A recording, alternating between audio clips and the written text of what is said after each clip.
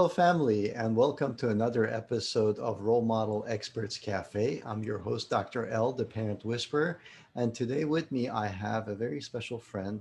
Her name is Miss Cathy Nesbitt, and she's an amazing lady. I had a chance to talk to her, and I love how she shows up in the world and what she has to share. So I wanted to bring her on so you guys can learn more about her and what she does, and go from there. So without further ado, Cathy, welcome to the show. I'm glad to have you here. Tell us a little bit about yourself, your passions, how you have ended up doing what you do, and we go from there. Okay, in brief, thank you. I'm so excited to be here. I'm really thrilled. Thank you. So my working title is Cathy Crawly, Laughing Bean Queen.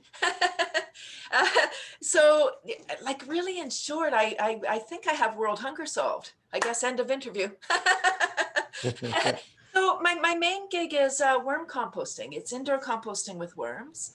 Um, and laughter yoga has helped me stay in the game because not everybody wants worms in the house, you can imagine. So, like, really, in short, I guess how I got here is I saw a big problem. Our landfill closed and we started shipping garbage out of the country. And I had a solution. This is a great thing for people to do that live in condos or schools for an education for children. And it creates a wonderful product. The worms are the original alchemists. So they convert garbage, what we call garbage, food scraps and paper, into nature's finest fertilizer. So you can do that on site. We don't need the garbage truck to be trucking all this garbage around. We can do it right in our house and create some wonderful soil so we can grow more nutrient rich soil. So starting in the fall is the perfect time.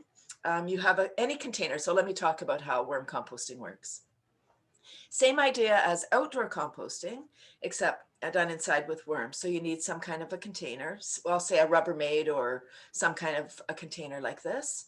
You need holes in your bin. The worms, it's aerobic, so with oxygen. And the bedding is shredded paper. So it could be shredded paper, leaves, straw, cardboard.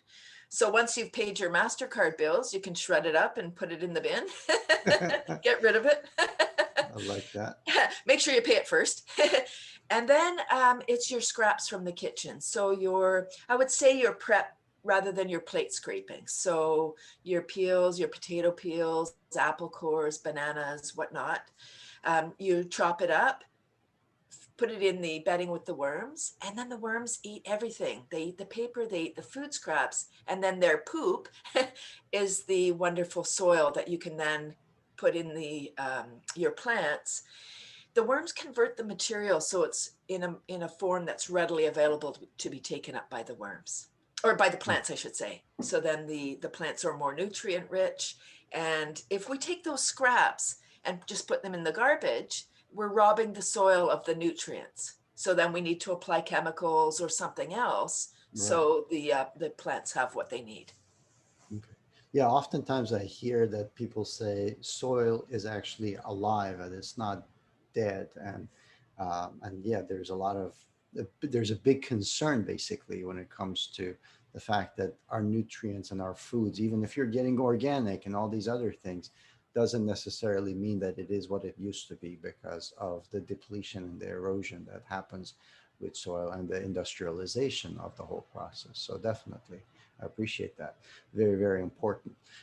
So tell us more about how this process helps the environment and helps the families as well, because from what I see, there's like no downside to this, basically. There is not. No, it's a beautiful thing. And once people, so I guess the challenge with having a worm bin is the worms. Mm. Right? People are like, oh, worms are supposed to be outside, or maybe they had an experience. I do have a psychology degree, and it has helped me to help other people.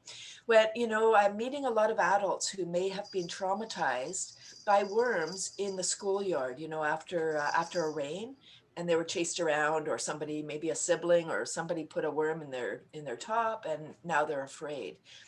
So they've been carrying that lifelong fear of worms Mm. their whole life. So now here I come along, here, have worms in your house. Yeah, there's no way. If you're afraid of something, you're not going to bring it in. You're not going to be like, oh yeah, come on in. I'm afraid of you, but come on in. Mm, So this is, so that's the challenge. So what is, there's no downside except that people are afraid of this. okay. It's aerobic process, meaning with oxygen. So although you're putting rotting food in, so you're like, oh, it should smell, it does not. The microbes and everybody in the bin, all the critters, convert the material so fast that there's no time for it to become anaerobic, which are just different bacteria working. They're just without oxygen. Mm, Yeah, so um, and now during this time that we're in during the pandemic, people are homeschooling or not, a lot of schools are closed. So this offers a wonderful project that the children can take on. And once the children take on that project, they get attached to the worms and they can see the magic in it. The children don't have the same kind of objections that we have as adults. mm, right. So when it comes to children, I know that it's very important for them to connect with nature and where their food comes and how they're connected to the environment and the world around them. So this is a great learning opportunity for them to interact and know the role that they actually can play within their world and within their environment and where Mm. their food comes from and things like that. So that's definitely very important. So what other challenges do you see as far as like space and equipment? What's needed really for something like this?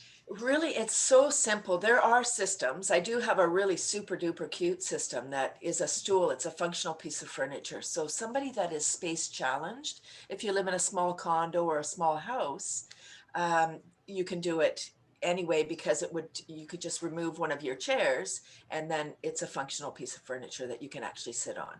Ah, But otherwise, for the do-it-yourselfers, any container, if you've got an old, Rubbermaid container that you're not using anymore, you can use that. It's just shredded paper, a little bit of soil, crushed eggshells, water, you mix it up, add your worms in. The worms that you use, they are special worms.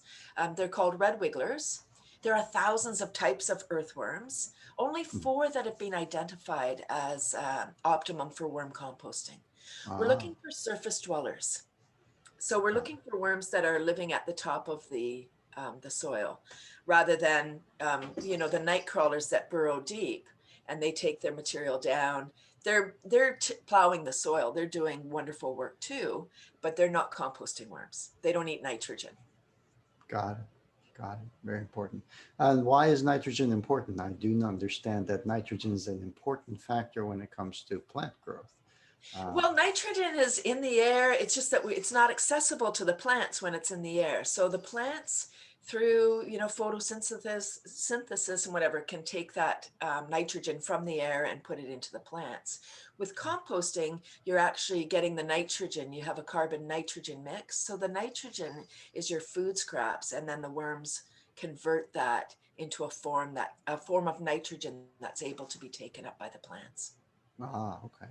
Because I know Mhm. nitrogen is an important component of fertilizer as well, that like it's used in the process at least or something like that. So good to know. Yes, exactly, correct. Yeah. So really the worms are kind of the cleaners of, they're kind of like catfish and whatnot of the oceans that clean the floor. The worms are the cleanup crew.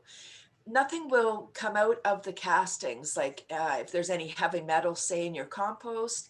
I don't know why that would be, but Mm, in municipal compost, say, mm, the heavy metals will be bound up in the castings and not be available to be taken up in the plant. Same with chemicals. Any harmful materials will be kept in the worms. got it. They really are these magic creatures, and a little bit of worm biology. Worms are hermaphrodites, meaning male and female. They have 5 hearts each. 5 hearts. I mean, Wow. as soon as I say that, I think, oh my gosh, that's so beautiful. Nature had it right on when they gave the worms all those hearts. You could say worms are heart centered, right? Yes, you can. So 800 to 1,000 red wiggler worms in a pound. So they're small worms, 5 hearts each, 4 to 5,000 hearts in a pound of worms. It's a lot of love. That's funny. I like that. Thank you. Very cool. All right. So, what are your tips as far as when it comes to embarking on such a project? What do Yeah, you so recommend? I would say when people are starting a worm bin, patience is required. You need the microbes. The microbes are doing all the heavy lifting. The worms are the cleanup crew. So it really could be microorganism Mhm. composting, but that's too big. Too big of a word. Um, so the once the microbes have increased in number, then they're able to manage more scraps, and so patience at the beginning, chopping up your scraps so that the pieces are smaller. The smaller the pieces, the more exposed surface, the faster the material breaks down. Mm. Um, if you so that you don't get fruit flies, that's one of the objections. And so I say to people, if they're like, I don't want to have fruit flies, so I say, have you ever had fruit flies? Most people have, yes. Have you ever had a worm bin? No. Good. So you know the fruit flies don't come from the worm bin, they come from the food we're putting in the bin. A little bit of management is required. The fruit flies are on the vegetables. They're not vegetable flies. They're fruit flies. Right. They're on the fruit. So bananas, orange, whatever. So anything that you don't generally wash first, give it a quick rinse. That will wash off the fruit fly eggs, and then chop it up. And then when you're Uh-huh. feeding your scraps, you bury it actually in the bedding. So you pull back your bedding, add your food in, and then make sure it's covered with the paper. I see. Okay. Mhm. Good to know. All right. Very cool. And when it comes to, let's say, kids wanting to do this project, how young or how old do they need to be? Or is there an Well, age? I do school workshops, and I have go into kindergarten and all the way up to university. So, and it's the same. It's pretty much the same workshop, except I just add more content as we go. As we get up in the ages, I talk about the global impact that these fabulous worms are going to have. They're marvels of nature. They really are going to play an ever increasing role in waste management, soil production, and therefore food security. Really, Hmm. it's essential that we learn about this. They've been waiting under our feet all this time. The solution is there. We just need to kind of look a little deeper. Sounds good. I like that. So, Kathy, can you tell us a little bit more about what you have to help us in this, and what your company is all about? Yeah, so my company is Cathy's Crawly Composters. We started in 2002. um, we're trying to make worms sexy. That's the tagline. I like that. um, yeah, yeah, our company is, my goal is to put worms in every living space, every house, every school, like every classroom, every apartment, every business. So we no longer need to truck this stuff around. And when people have an apple, then they have their apple core. They're like, oh, where's the worm bin? I want people just to automatically think that they're feeding the worms. Mm. Because then we don't have to think about it as garbage. Nature doesn't create garbage. We're the garbage creators. Everything comes from nature. We just need to put it back in the form that it came. It's so I beautiful. love that message. Definitely. Thank you. Thank you. Thank you for sharing that. Well, I'm going to definitely go ahead and put your contact information in the chat box, in the description box, and I invite you guys to go ahead and take Kathy up on her offer.